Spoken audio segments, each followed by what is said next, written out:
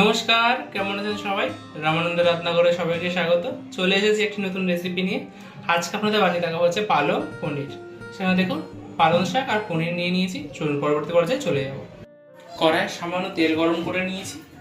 এবার দিয়ে দেবো তার মধ্যে পালং শাকটা। পালং শাকটার মধ্যে সামান্য নুন দিয়ে 2 থেকে 3 মিনিট একটু কড়াই নেড়ে নেব।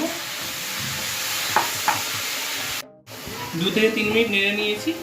এবার হচ্ছে একটা মিক্সিং জারে নিয়ে নেব পালং শাকটা। পালং শাকটা মিহি পেস্ট বানিয়ে নেব।